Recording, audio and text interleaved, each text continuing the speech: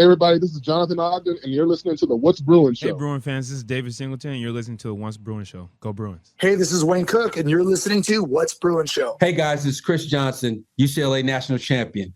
I need y'all to listen to the What's Bruin Show. These dudes are off the hook. This is Maurice Jones-Drew, and you're listening to the What's Bruin Show.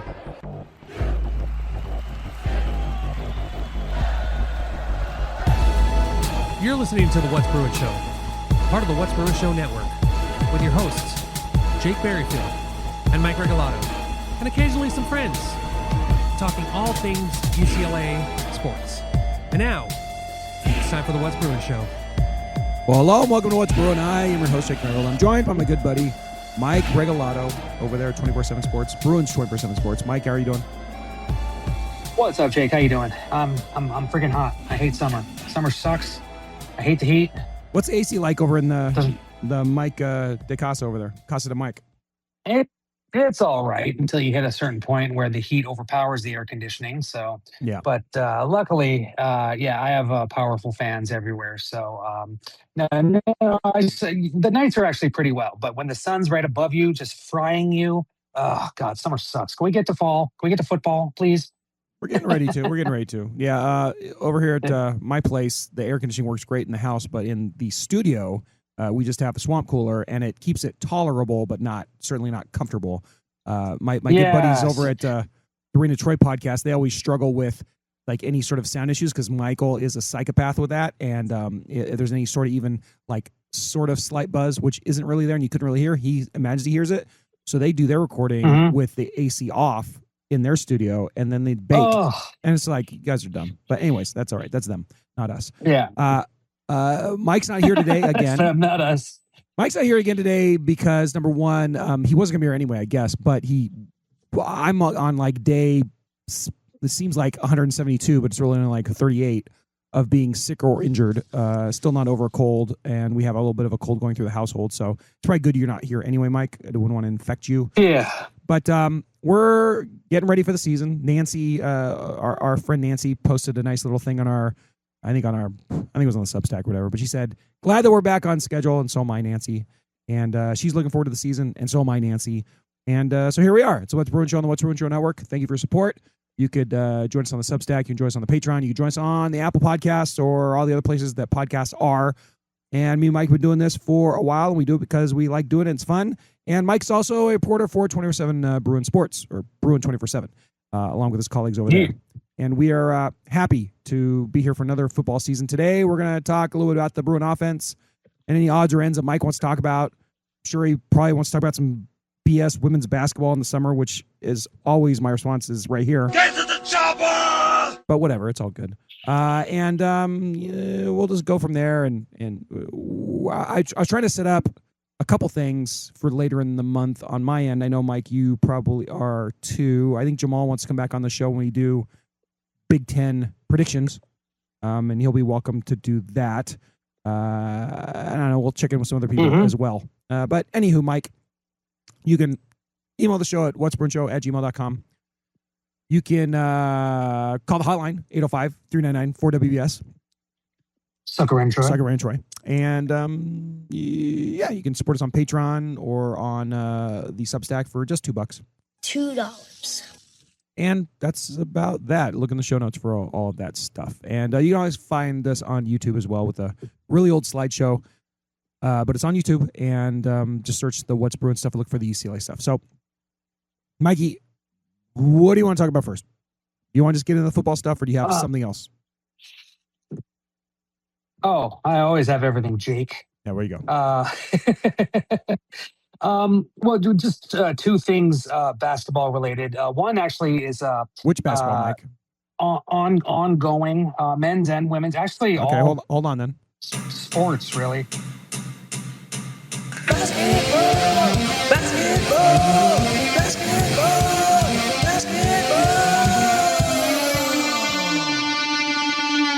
Basketball.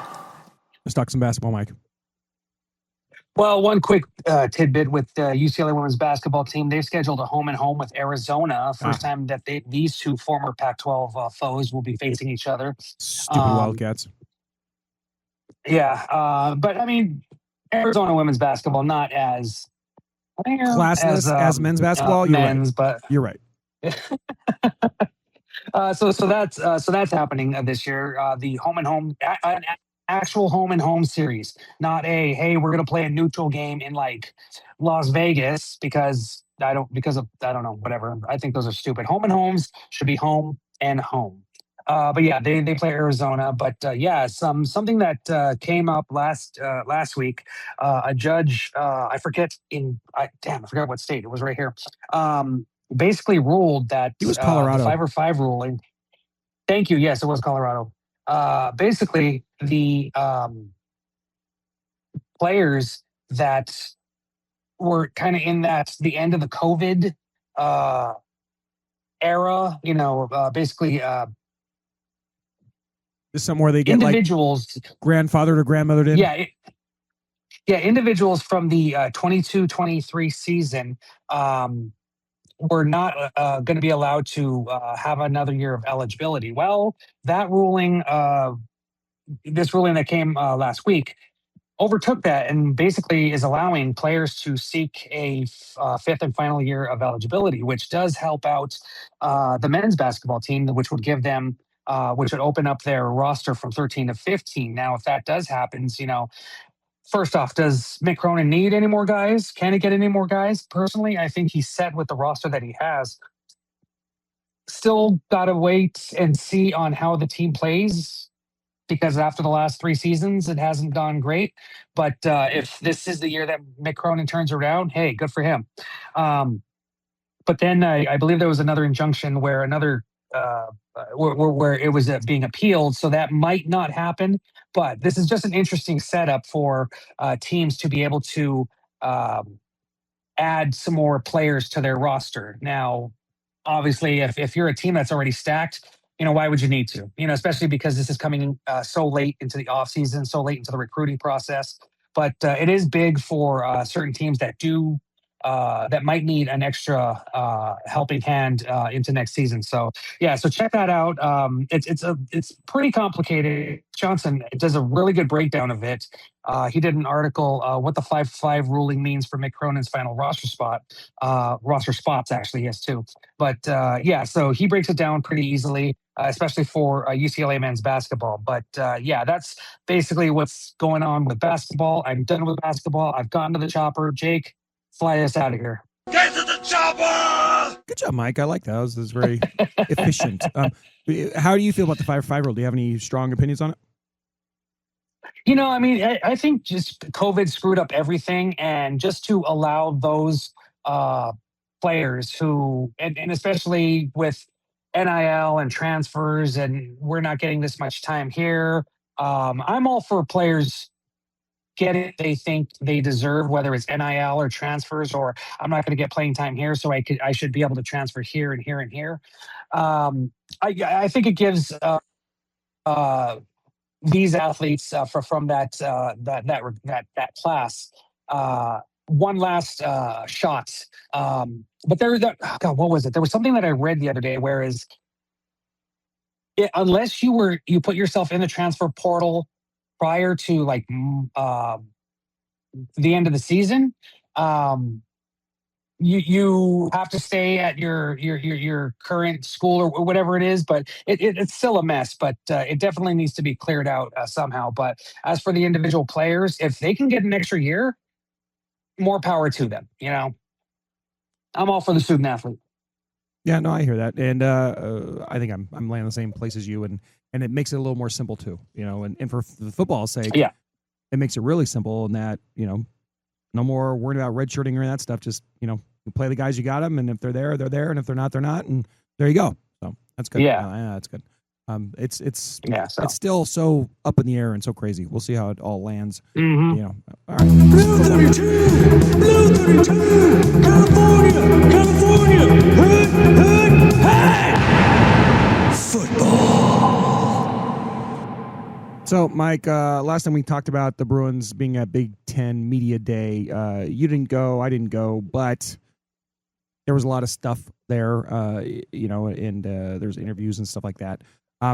But today we want to talk more about specifically the UCLA offense and what we think about it coming out of the box against Cal on I think September 5th. I just booked my hotel or my Airbnb for Cal. I'll be up there at that game. I don't know if you're going to be going to that game, but I'm looking forward to it. And, we'll see how it goes. What are your thoughts right now about the UCLA offense, I guess, to start it off before we get into the different position groups?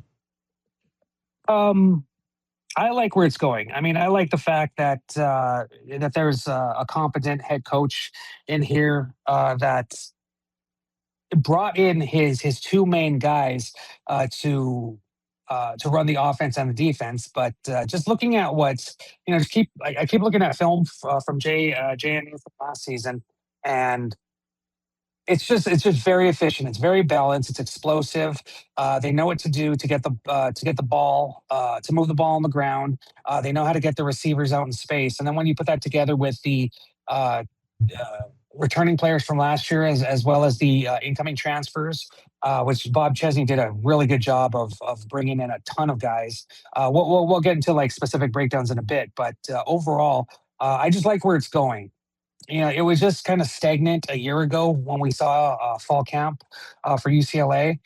In spring, obviously it's spring ball with a new coach. You're not going to get much out of it. And even from the spring game, there was a little bit of excitement. But now it's time to put the pedal to the metal and go forth and conquer, because we have football this month, Jake. And before I continue, fall camp was announced. That starts on Thursday at UCLA. He has an interesting set. He has an interesting setup for UCLA. Well, the 6th, 7th, and 8th, basically Thursday, Friday, and Saturday, all at UCLA. There's going to be Bob Chesney is going to speak to the media after practice. Select student athletes are going to talk on the 7th and 8th. Then next Tuesday, August 11th, they are at Grant Park Sports Complex in Irvine. Interesting setup. Someone's going to probably talk to him about that, like what's going into that, why at this place in Irvine, most likely for outreach to connect to the OC Bruin fans. August 7th, almost a week later, they're back at UCLA. Then on August 19th, which is a Wednesday, they have UCLA Football Media Day with Bob Chesney, Dean Kennedy, and Colin Hischler, position coaches and select student athletes. So that's a full-on media day. We're going to get a lot of stuff from all the coaches there. And then 22nd, 24th, 25th, 27th, and 28th, and then we go right into the season. So that ends a week before the season. We don't exactly know how the weekly media sessions are going to be set up, but we'll figure that out. But for now, that's what we got. What is that? 5, 6, 7, 8, 9, 10, 11 practices before the first week of practice for the season. Nice. Okay. Well, and that's all good info. I want to reset again, heading into the season. Just remember where we were last year. This time we were optimistic. It turns out falsely optimistic about Tino Sunseri and the UCLA offense under him and Deshaun Foster. He was a first-time coordinator coming over from Indiana, and it was unclear whether or not he'd ever really done the job or not under Signetti. And it turns out it was a giant train wreck, tire fire. The first game was absolutely dreadful. Everybody on the staff left after 3-4 games, right? And it was just absolutely brutal, terrible, horrible. Now this year, under Bob Chesney, you have Dean Kennedy. He's coming back to head this offense. And last year at JMU, they were, I think, the number 9th offense in the country.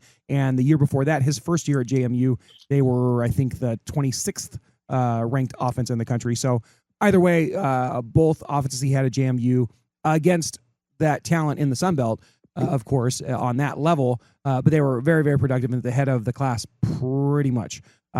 Thinking about what the offense is going to look like, I think we're going to look at it as kind of similar to what we saw under Chip Kelly, in that it's going to be, running game primarily. There are going to be some RPOs and things like that, but it's going to be a ball control sort of offense and looking for your quarterback to be efficient not necessarily a gunslinger type. Correct me if I'm wrong on any of that, Mike. But I think that fits into what the Bruins have as their tools to play with this year for sure. And I think I would be, happy with, and what I expect to see is Nico Ilamaiava contributing not just with his arm, but also as part of the running game as they kind of hopefully grind teams down, control the ball. We'll see how many points they actually end up putting up, but hopefully a nice, efficient offense that is complementary towards whatever the defense is going to be, which we'll talk about next week. Does any of that sound off to you, Mike? No, you're exactly spot on. I mean, I'm looking at the stats right now. You're talking about total offense for JMU. Well, total offense for UCLA. I had it here somewhere.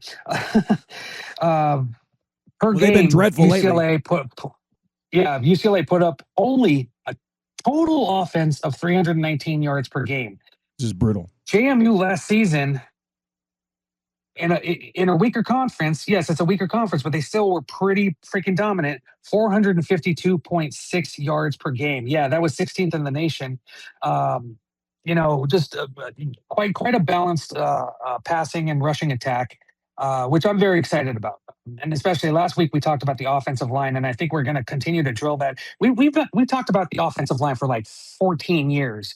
Some years it's good. The last two have been atrocious. So at least some sort of step up with the offense is definitely going to give the step up with the offensive line is going to give the rest of the offense a better handle on what they're supposed to do, rather than guys running for 2 yards per carry per game.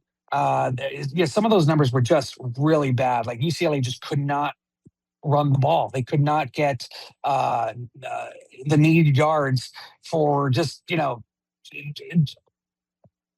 inch, down the field. It's very, very annoying, very annoying.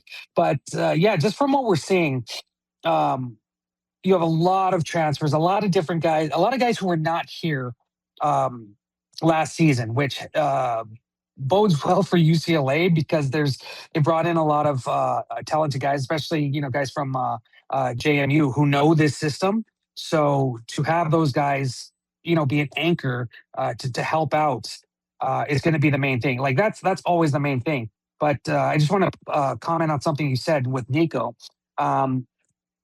This is his third offensive coordinator in as many years, and it's his third in a season. Well, technically four. Right? Yeah. I mean, Tino, and then he had four in 3 seasons. Tino, and then just from last year at this time, it was Tino, and then it was Jerry, and now it's Kennedy. Yeah, and then Tennessee, his first year, so 4 in 3 years. Someone needs to. He had Fredo before that. That's 5, Mike. That's 5. This is his fifth of his career. Don't forget Fredo. He wasn't here he wasn't here when he was there. Oh, that's right. Okay, never mind. Nico was at Tennessee at that point. Yeah. But the thing he needs to do, and we saw this last year. The beginning of the season, they were kind of like going like dinking and dunking, getting like 5-10 yards. They would not go deep. And when they did go deep, we kind of saw why they didn't go deep because Nico wasn't very His accuracy accurate. was not maybe great.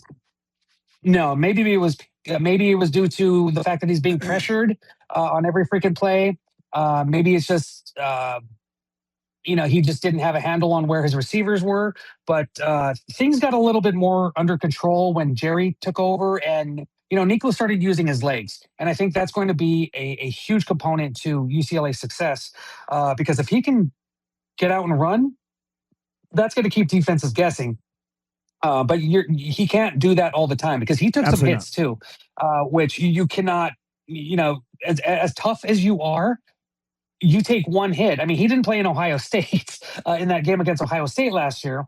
But you got to ease up on the runs and taking the hits. So hopefully he's a quarterback for a reason, Mike. Like he's a quarterback for a reason. We're not one of the academies, right? Exactly. He's got to be able to throw the ball first. I just hope that I'm envisioning that he's probably contribute on the ground as well. He'll be part of that attack. Yeah. But he's still going to be able to be efficient through the air. I think we're totally in agreement there. Yeah, exactly. But with Nico, I think we're going to see a different performance than what we did last season. A lot of people are writing him off. I didn't mention this. He actually, I know you're not a fan of the watch lists, but I like them specifically because it does highlight some players. And in the last 2-3 years, UCLA has not had very many players on preseason award watch lists. So far, they have 2. Sahir West is on the Lot Impact Trophy watch list, and on Monday it was announced that Nico was on the Maxwell, which is given to the best overall player in college football. Also, UCLA's long snapper was named to an preseason award, the Patrick Manelli Award watch list. So that's 3. That's good so far. I like doing that. That's one of my that's fine. But favorite Mike, things stay in on the preseason. target. But We can do a watch list segment. No, totally. Yeah. We're talking about Nico. We morphed into talking about Nico and the quarterbacks. Well, that's the thing. It was brief just because they haven't had that many. But I think that says a lot about Nico and what people can foresee him doing. No, I think that's true. Mike, you remember off the top of your head, you're talking about the Feel Steel magazine and like where they ranked in the quarterback room. Yeah. Do you remember off the top of your head like where they ranked there? And if not, it's okay. I'm trying to remember. 3rd in the Big Ten. Special teams was 1st in the Big Ten. No, I'm just talking about specifically quarterbacks. Just quarterbacks. Yeah, the quarterback units was 3rd in the Big Ten, according to Phil Steele. Oh, that's pretty good from Phil Steele because you look at some other outlets and you see Nico listed as 12, you see Nico listed as 11. I see one here where he's listed as 7, but it's really kind of weird because it's all over the place, as you said, because I don't think between the Tennessee season and then the UCLA season last year, you could go a lot of different directions with what you think Nico's going to be. But I think it's almost kind of universal that nobody's expecting him to crack into that top, except for us, hopefully, top like echelon of, there's 18 teams in the conference. So, to be like a Dante Moore or Julian Saban or Jade Mayava or Damon Williams, those guys, I think everybody's thinking is going to be the class. And then you have all these other characters, Hoover's coming in at Indiana and nobody knows exactly how he's going to be. You have Bryce Underwood at Michigan. Nobody's going to know quite how he's going to be. I think Michigan State got one of the guys over there too, another transfer. But there's a lot of quarterbacks to go around in the Big Ten, which is weird to say on one hand.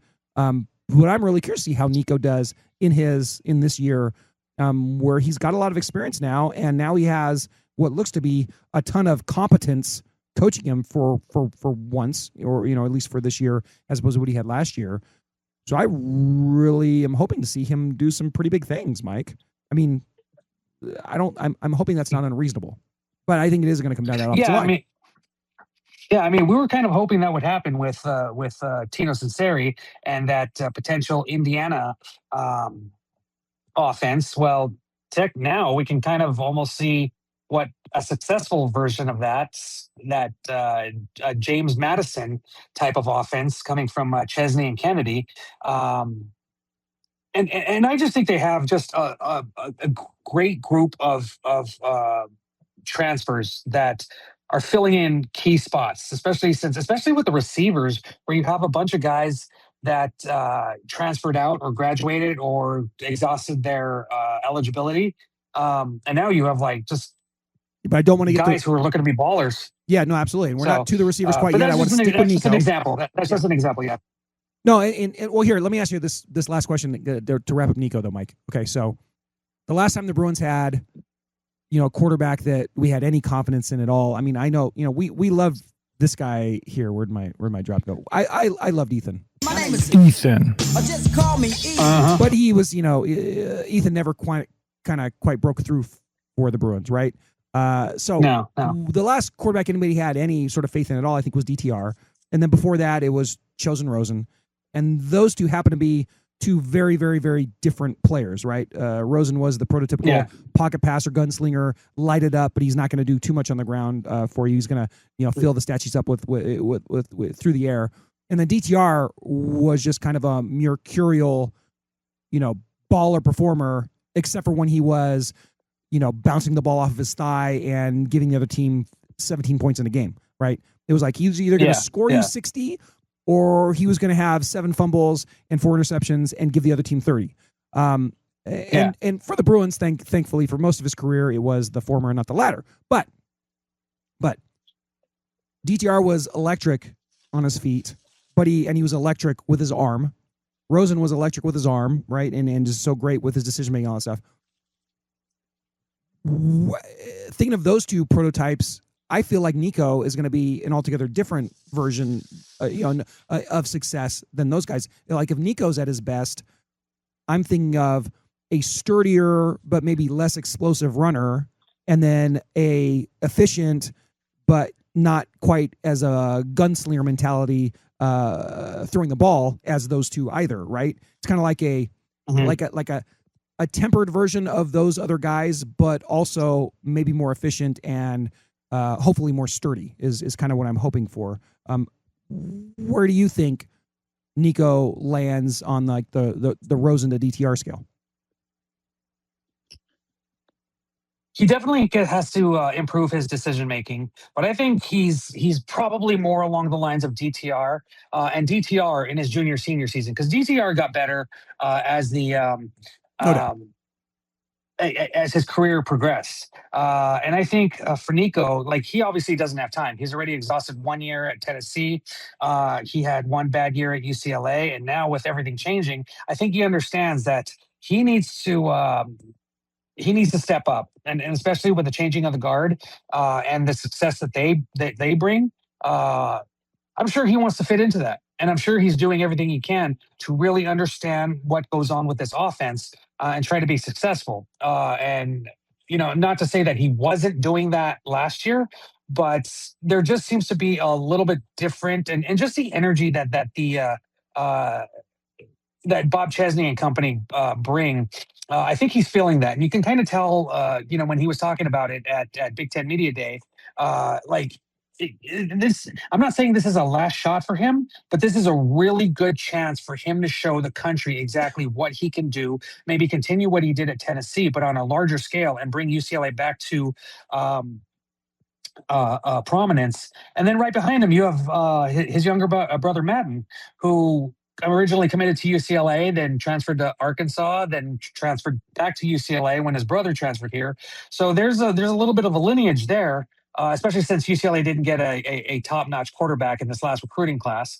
I think UCLA overall, their quarterback situation, their quarterback room is really good. But for Nico, I think it seems like this is a time for him to step up. This is the time for him to show what a badass he could be. And I completely agree with that. And going to the depth of the quarterback room, I don't want to test the depth at all. I hope Nico stays upright and healthy the whole year, because it's not like Moore and Raiola situation in Oregon. It's not. They don't have a. I think that. Well, Raiola's out. Is he out now? I didn't see that. He's injured. Yeah. Well, I don't think he's going to play this year. I think he's yeah. I think he planned it to where like he got injured, so he's not going to play this year. So when Moore leaves Oregon, boom, he's right there. He's the heir apparent. So bottom line is, I don't think the Bruins have anybody else on their roster that can do the job nearly as effective as Nico Iamaleava. So I'm hoping he stays healthy the whole year. Now, with that being said, Mike, I was able to peek at the Bruin 24/7 depth chart, and I'm very appreciative of that. And looking at it just across, across the top of it, you talked about the transfers, you talked about the returnees, and you talked about the freshmen, right? Looking at the projected depth chart that you guys have over there, this is the thing about we have no idea how these guys are going to do, because just by the depth chart you guys are projecting, 9 out of 11 of the starters are incoming transfers. That doesn't mean that they're not going to have contributions from other guys that have already been on the team. But when you tell me that 9 of the 11 guys on offense that are projected to be starters by Bruin 24/7 are going to be, on the starting on his offense, probably, it just screams to me, we have no real idea how these guys are going to do. And we're just kind of leaning on what our opinion of the coaching staff, which is very high, and their the previous production of these guys is going to be, but we have to hope that they kind of galvanize together and are all pulling in the same direction and can put a nice product on the field out there. So with that being said, let's talk about these wide receivers. We already have, as we talked about last week, I'm so optimistic about them that we have a couple drops for them to play when they score their touchdowns. Brian Rowe is going to be a repurposed drop. B-Row. Thank you, Mr. Benton. And then also we have Mizell. Please allow me to introduce myself. So hopefully, in my opinion, those guys score all the touchdowns, although I do like Mikey Matthews as well. Mike, going back to UCLA's offenses in the last, number of years, we went through this thing where it's like the first part of Chip Kelly's tenure, they built up to having pretty darn good offenses. So 20, 21, 22, culminating in 22, those were like top 25, top 10-ish, sometimes even better sort of offenses. They had Zach Charbonnet, they had DTR. They had some really, nice looking ballers out there for some of those games. Yeah. But the defense was just absolutely dreadful, horrible, sucky. And then they turned the defense around, and now for the last, 4 or 5 years, the offense has just absolutely sucked for the most part. So going back even further than that, though, Mike, is the struggles of UCLA wide receivers. And I've heard people talking about, the possibility that UCLA's wide receivers this year have some kind of top-end talent. Mike, off the top of your head, can you tell me the last time the Bruins had like a top 25 nationally receiver? God, give me a name.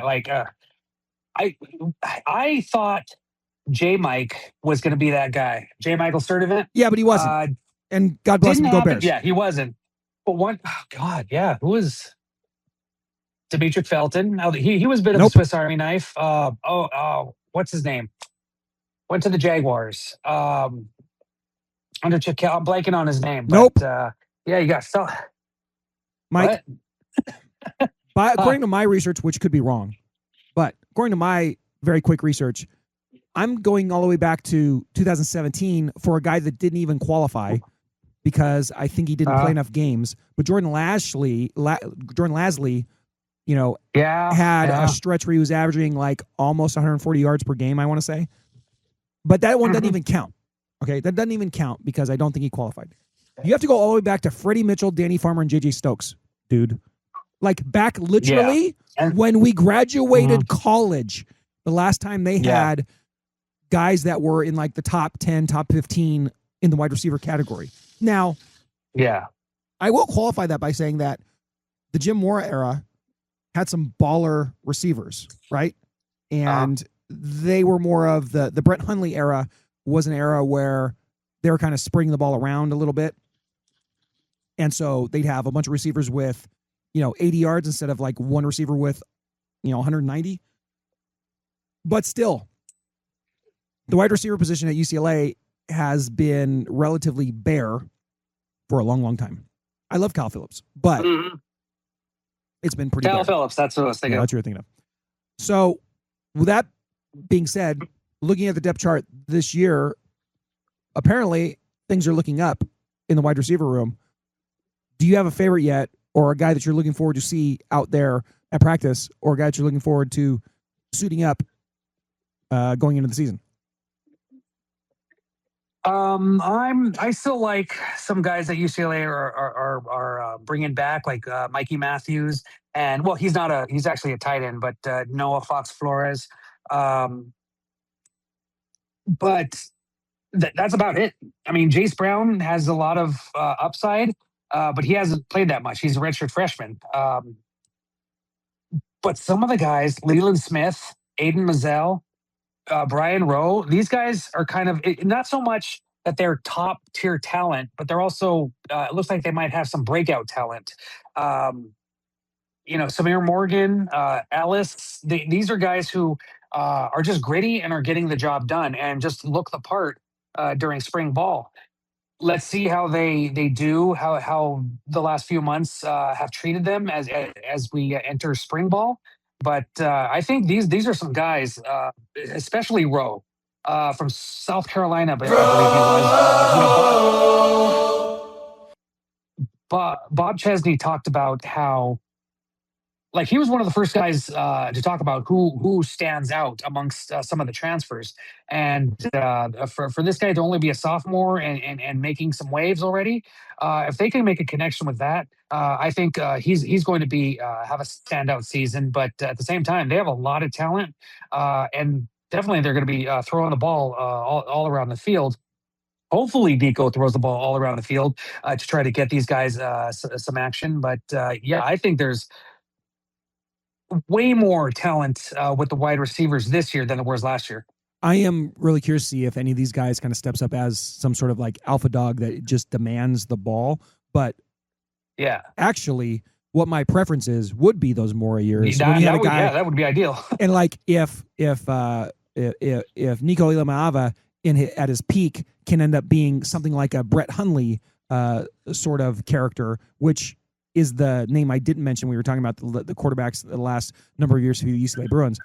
If he could be a Brett Hundley type guy, very steady, very reliable, good with his feet and all that stuff, then the ball's getting spread around in this offense, and I actually don't mind that at all. If you have 5 or 6 guys that are all pretty darn good, and you never know where the ball is going, to me, that's just as good as having that one big alpha dog that's always getting the ball. I don't know if it's that good, if it's as good as that, but it's hard to get those guys. Yeah, it's hard to have those guys. So even if they don't separate like that, if they're all just pretty darn good players, that could be enough too to make this offense efficient. Yeah. And when we're talking about what we're hoping for from the offense and an efficient offense, I'm curious to see if there's going to be enough opportunities to turn any of these receivers into a game breaker baller sort of type, or if they're just going to be shown to be good by their efficiency, not necessarily their raw numbers, right? Because the way that this offense has been couched to me and described to me, if they're trying to be efficient and be ball control and all that stuff, then that's leading less to the flipping the ball around the field. So I would like to see some big highlights from this group, but I'm curious as to what the limit will be depending on how the offense is sort of deployed, right? Especially now with the staff in the Big Ten as opposed to the Sun Belt. I'm curious what their approach is really going to be, but we'll see. Very good. So moving from there, from the receivers, Mike, you mentioned Fox Flores. I haven't heard anything this year. They got Pfeiffer, they got Lofton, they got Fox Flores coming in at tight end. I haven't heard really anything about the tight ends being spectacular in any way, shape, or form. So I'm not going to spend a whole lot of time talking about them. You kind of talked about your favorite in there, unless you have something more to say about the tight ends. I mean, for the tight ends, it doesn't seem like they're going to be used as much as they have been for a UCLA team the last few years. I mean, Chip Kelly loved his tight ends, and so did we. We had some magnificent tight ends over the last 5 seasons. That's right. But it seems like they'll be effective, but I don't think they're going to be a main piece as far as being receivers. I mean, we might see the majority of them be blocking tight ends, but we're yet to see exactly what their role is going to be in Kennedy's offense at UCLA. So, hadn't really heard a lot. I mean, there were some, good takeaways from like Pfeiffer and Lofton, 2 transfers that are expected to be at the top of the tight end depth chart. But other than that, didn't really hear a lot about the tight ends in spring. And that's fine. And we can see how that unfolds when they get onto the field, if they're actually thrown to them or if they're just out there to be part of the run game and the block and be decoys and things like that. That's fine. Yeah. I don't really care. If they have skill guys that are contributing, that's what I care about. So that leads me to the running backs. And we've got, we got Wayne Knight. Hello, Newman. We got the Jet.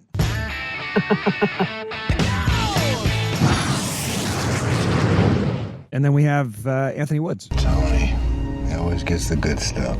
So I got to drop for all 3 of these guys. I'm optimistic about all 3 of these guys. So before we go any further down the depth chart with that, do you have a preference for any of these 3 backs? And do you think that at this point, not that we have that much to go on, any one of them is going to be a standout over the other 2? Because I feel like all 3 of them can contribute something. Well, I mean, honestly, I would like to see what Woods and Thomas can do with a serviceable offensive line because And a serviceable UCLA. offensive plan. Yeah, exactly. Because what was it last year? UCLA averaged 4.5 4.5 yards per attempt. Uh, but a lot of that was Nico running for like tons of yards. You Yeah. take that away, and it's probably down to like 2 or 3. Yeah. But they only ran for 139 yards per game. Well, then you bring in a guy like, and I'm excited to see this guy, especially since he did not. Uh, he wasn't involved in spring due to injury. Um, the new guy Wayne Knight, as you say, hello Newman. God, I had it right here. His stats: 15th in the nation last year with 98 yards per game. That is what about 40 yards fewer than UCLA's total per game Right. last year. So like I'm really excited to see what Wayne Knight can do, and a lot of people are very high on him. But I also think that UCLA is going to have a huge. I don't understand why. Well, I mean, I do understand why they weren't great last year, but you see what Jet did at Cal the year before. Um, Woods kind of came on late in the season. I think they have 3 really good running backs, but it'll be led by Knight. Um, and I'm really excited to see just how many yards UCLA puts up per game. Like honestly, I wouldn't kind of going out on a limb here, but maybe 200 rushing yards per game. I would love to see that, especially if these guys just mesh and get the playbook under wraps. They understand the playbook and just really go after it and just plow through defensive lines. Obviously, a lot of that, has to do with the offensive line. Plow through defensive lines, but that depends on the offensive lines. But that looks pretty much improved. But still, to me, that is the big question mark. Still, having Wayne Knight in the house and Woods and Thomas backing him up, oof, that's good. To me, that seems like a winning running back unit.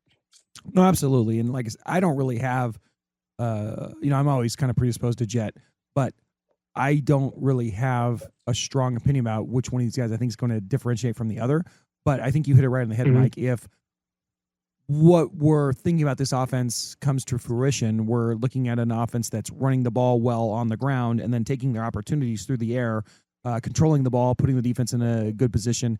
And even if they're not scoring 50 points a game, they're being efficient with their points and scoring a lot of the time they have the ball and, allowing, putting pressure on the opposing team's defense and keeping their defense fresh and available to try to, keep them in the game. And I think that's what would be great. And so that's where I'm kind of like, I've heard a lot of great things about the wide receivers. However, if things go the way that we want them to go for this team this year, the wide receivers will be a complementary piece to the overall bread and butter of the running game with that 3-headed monster and then a fourth, head to that monster with Nico contributing as well on the side. And then hopefully a highly efficient passing game, hopefully over the top for big yards, but even if it's, just what's available, that's fine too. But that allows for some nice highlights for the receivers, but the bread and butter goes to this, UCLA running attack. And that all leads us around to the biggest question mark. And when you look at that thing, it's the offensive line. And when you look at the players that, you guys had listed down as your projected starters, which none of us have really any idea about this yet at all anyway. But you had 4 out of the 5 of the starting offensive line ended up being transfers, number one. And this is 1, 2, 3, 4, 5, almost 6 out of the 10 in the 2 deep being transfers.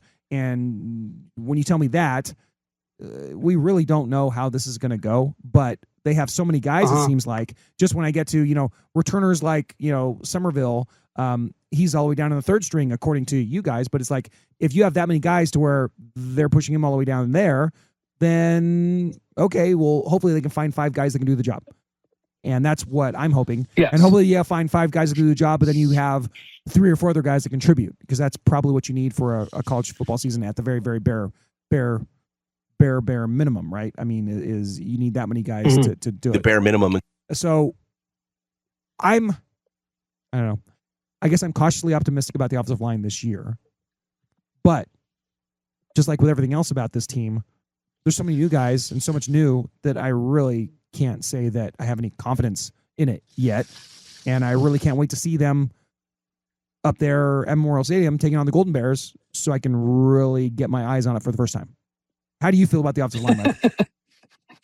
Well, here's one thing I do like about some of the transfers. You just talked about how, like, potentially 4 out of the 5 are going to be transfers.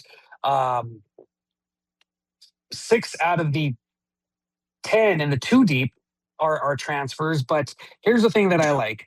Sweezy, Rebel, and I'm blanking on the other guy.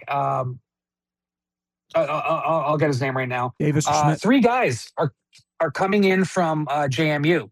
So there's consistency there. Those are 3 dudes that Kennedy knows, which is going to help out this offensive line. And then you got, one dude from Arizona State, one from Harvard, one from, I believe, Texas Tech. So obviously those guys are going to have to get acclimated as quickly as possible. But when you have 3 guys that were on that offensive line at JMU last year, that's going to be huge. And yeah, it was a weaker league, but they still proved themselves. And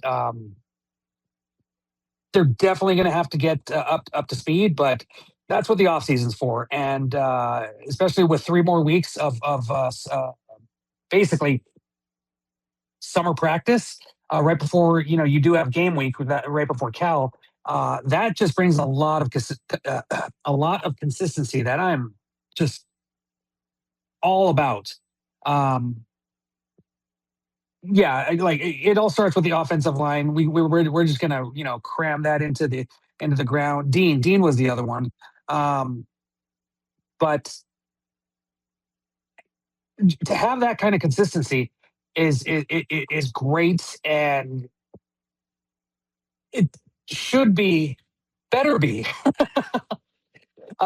pretty good. Especially when you have like Brooks, Armelia, and Yoon, who was injured as well. Who knows what Yoon is going to do? He was a starting center last year. He might be the starting center right now, and then you have Rubel move over to guard. There are so many combinations that they can work with, but it seems like a good amount of players for the offensive coaches to work with, and finally move this freaking ball down the field. No, absolutely, and it's hard to put too much thought into just one game result. But I mean, last year about this coaching staff and a lot of these players, the 3 players on the offensive line you're referencing, and somebody like Wayne Knight. Hello, Newman. They did have success against Oregon on the ground last year, to some extent. And I'm not saying, and some of that was garbage time, some of it wasn't. But you have to kind of go by what their schedule was and how many quality opponents they actually faced. And, and when you look at the Sun Belt, for our purposes, that's not going to count too well. But when they did face some of the best competition in the country, they still were able to put up some numbers. And I think you point out, Mike, that they put up more stats against Oregon than a lot of teams did all season against Oregon, let alone 34 points. Like I said, it was, some of that was garbage time and yada, yada, yada. But still, you can't allow, with that same, looking at that still, you have to make some allowance for the fact that these guys are pretty good. And they had a very special season last year. And these guys are used to winning. And they're going to come into UCLA and hopefully provide some leadership to get that going. And hopefully that rubs off on the rest of this offensive lineman group. And they're able to kind of get it cracking. And it's not as if Bob Chesney is, they do come from a weaker conference, but it's not as if they weren't tested. Obviously, like we said, they went up against Oregon and lost in the college football playoffs, but, they didn't they weren't knocked out. They stood there and took their punches. And they Like dominated Captain their America other says, competition. I can do this all day. Yeah. But that's the thing. I can't remember if it was. I think in the 2 years that Chesney was at James Madison, I believe he was 3-2 against Power 4 teams. So, he showed what he can do against some better competition, or at least better competition in better conferences. But for the most part, guy just keeps winning, and he's winning the offseason so far. Now just put it all together and start having W's during the season. No, and it's why, I think when we talk about the defense, they need to get their kind of like the offense. We kind of need to solidify this defensive line and hope that they can put some pressure on the quarterback and stop the run. Like that's going to be the biggest thing. If they can't stop the run, then they're going to be screwed. But there's reason to believe that they might be able to. And certainly the coaching has had a tremendous upgrade on that side of the ball. So we're going to talk about the defense next week and hopefully be kind of bullish about that. But it's like, even with the offense, where if I were worried about one side of the ball over the other, I'd be more worried about the offense than the defense, I think, in this coaching transition. And we can see a lot of opportunity for there to be some bright spots for this team. So that's why I'm pretty excited to see this team get on the field. Now, with that being said, Mike, I'm just like, I just kind of quickly glanced at some of the ESPN analytics for the Bruins in their first few games. Don't do it, man. Don't do it. Yeah, I'm doing it. How many of their first 8 games, Mike, would you say that they have a positive winning percentage, like over 50%? Based on analytics, probably less than 50%, but us looking at it from our unbiased rose-colored glasses. Yeah, exactly. I would say from the analytics, it's less than 50%. Well, it's funny, Mike. It's right on the 50% mark.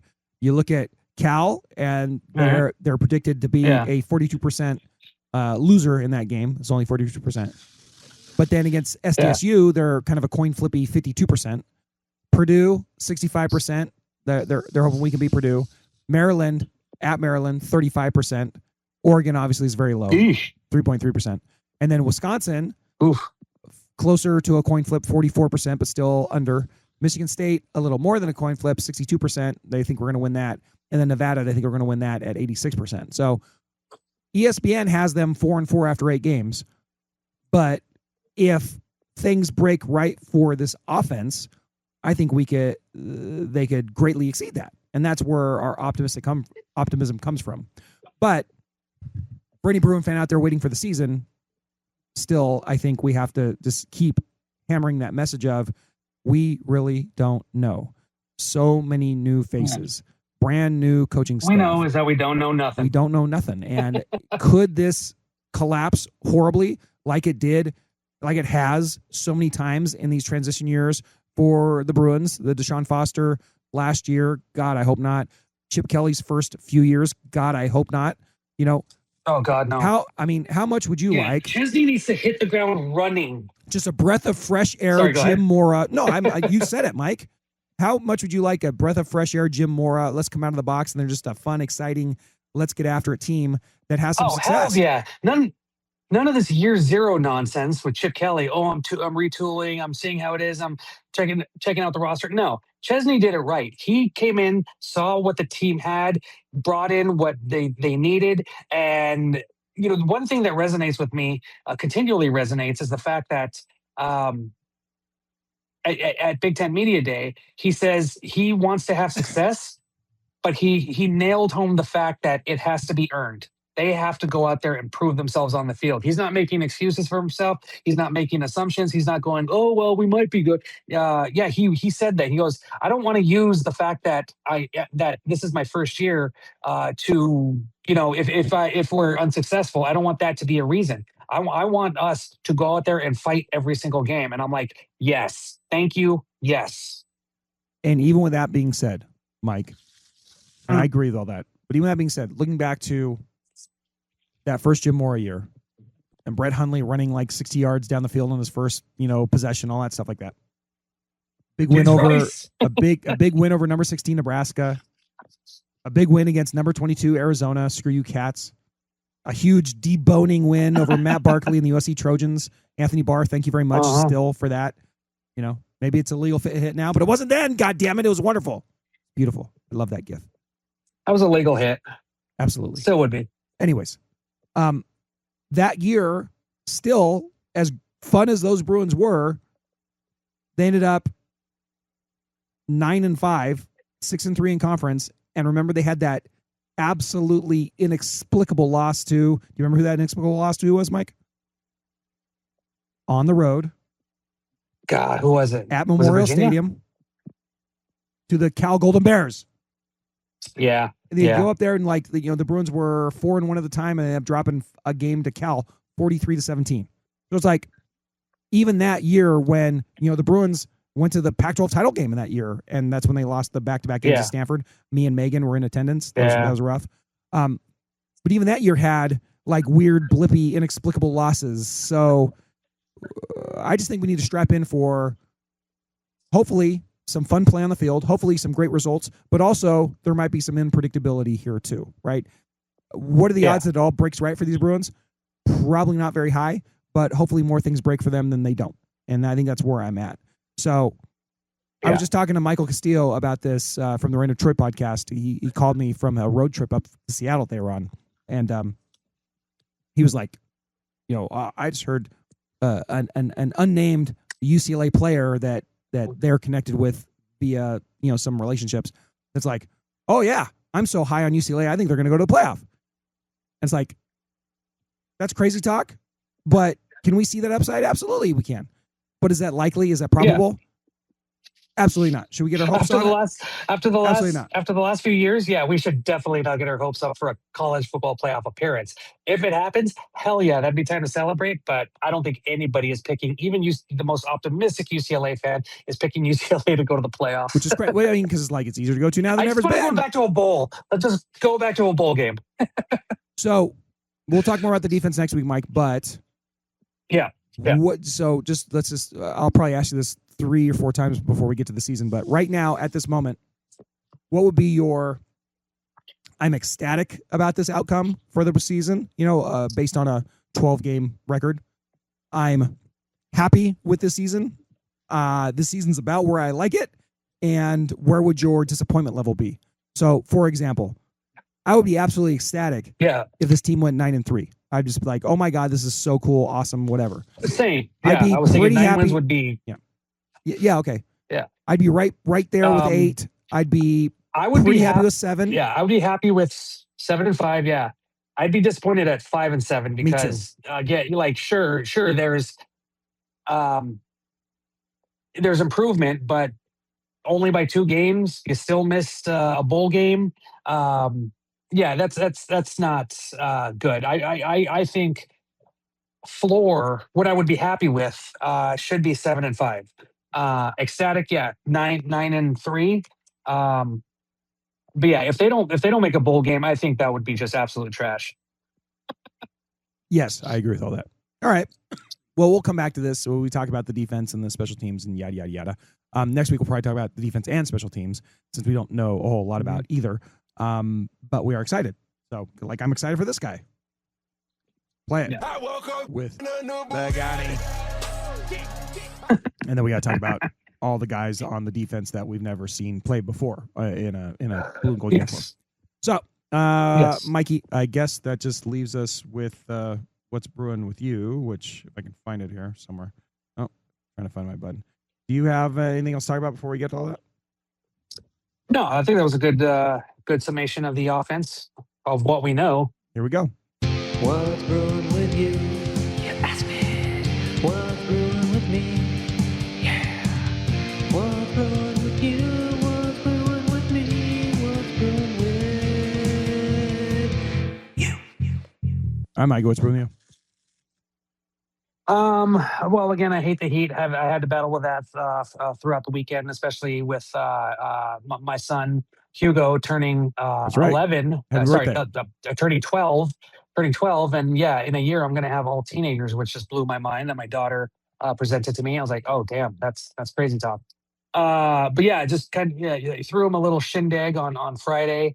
in the heat. Didn't expect that. But yeah, I just kind of had fun with the kids all weekend long. We did go see. I've yet to see the Odyssey. I wasn't planning on it because I hate that book. I've hated it from high school times, and not as much as Gilgamesh. But I hate the Odyssey. But everyone's talking about how great this movie is, and I love Christopher Nolan, so I want to go check this out. But priorities, first things first. Spider-Man, Brand New Day. We saw that and absolutely loved it. And it was funny because my oldest daughter, she was like, she heard it was emotional, and she's like, if I ugly cry, just nobody look at me. Sure enough, she ugly cried throughout the whole thing. It was a very good movie. It was weird because the first hour and a half, it's 2.5 hours. First hour and a half, just a long setup, and I think it was a long setup for Doomsday, which comes out in December with the next Avengers movie. But the last hour felt like a Spider-Man movie from what we've known from like Homecoming and No Way Home and Far From Home or all that stuff. Just very good, and I like the setup with new characters, and especially Punisher, Frank Castle, who's played by God, I forgot his name. Bernard something. Just absolutely good chemistry between Punisher and Spider-Man, and really linked in a lot of the Spider-Man friendly fire kind of individual fights over the years. But I loved it. The kids loved it, and I can't wait for Doomsday. Nice. Jake, what's wrong with you? Nothing other than flabbergasted at your hate for the Odyssey, but I am more of an Iliad guy anyway. But the fact just that you hated just that say book. it's terrible is unbelievable to me. But anyways, It's not terrible. It's a good story. I just the fact that it was just rammed down my throat in high school. I'm just like, enough. Can we read something else? Yeah, I had to read it, I believe, twice in high school and once in college. I'm like, oh god damn it, I'm done with this. And I do agree with you. I'll read the Iliad 10 times over anytime I read the Odyssey, and I know that's kind of a minority take as well. But I love the Iliad because it just reads like a freaking action movie, and I love it. And it's like, oh yeah, this guy got his head chopped off, and this guy went into battle, and yada yada yada, and Achilles is pouting, and yada yada yada. But anyways, the Odyssey was really good. You still should go see it. And yeah, if you like Nolan movies, you'll like it. Yo, I want to see it. I heard good things. Yeah. And I'm going to go see Spider-Man, I hope, this week. So I'm looking forward to that as well. I was supposed to go on the weekend, and then being sick, I didn't feel like going. So I ended up watching the last Spider-Man movie, and then Superman, and then Supergirl, and then like another movie too. I fit in there too. I was just haven't seen Supergirl yet. Vegged out. It was all right. I loved Superman. Quick question. Supergirl was pretty okay. Quick question. Did you by chance see the yeah, that's what I heard too. I heard Lobo was pretty badass too. Did you see the last Daredevil series? I watched half of it. I'm in the middle of watching it, and I like it. I love Daredevil. He's awesome. Okay, yeah, because Frank Castle's in it. Yeah, he was in sort of in the original series too. That's where they introduced him. Exactly, and then there's a standalone Punisher episode. Yeah. Holy crap, that is the most brutal thing that Disney has ever allowed to be put out. I'm sure. After seeing that and then seeing Frank Castle in Spider-Man, I'm like, woof, wow. Yeah, they've done a good job. Same character, but night and day. Yeah. But, sorry, I didn't mean to interrupt. That's okay. Anyway, so, but like I said at the top of the show, I've been like sick or injured for like many consecutive days. So I'm just looking forward to the day where I wake up and feel good about something. So hopefully that'll be this week or whatever. But other than that, I'm just trying to kind of pull myself along and get through it, and looking forward to the start of the football season. I booked my travel to Berkeley at the beginning of September, so I'm excited about that. And otherwise, just kind of just hanging in there is what I'm doing. So with that being said, I hope all of you are hanging in there through these dog days of summer. Fall camp's about to start. Mike will be out there at practice with his colleagues and buddies sporadically. And we'll be back next week with a show about the defense and special teams. And Mike, until next time, what do we say? Go Bruins. Good evening. Smoke 'em if you got 'em. That was the What's Bruin Show. Oh my God. Try us tomorrow. Same bat time, same bat channel. It's got to be in or out, Mom. In or out. Well, I need the door closed. Thank you for your cooperation. Dude, Rob, we play some ball on the West Coast. The final word is boob.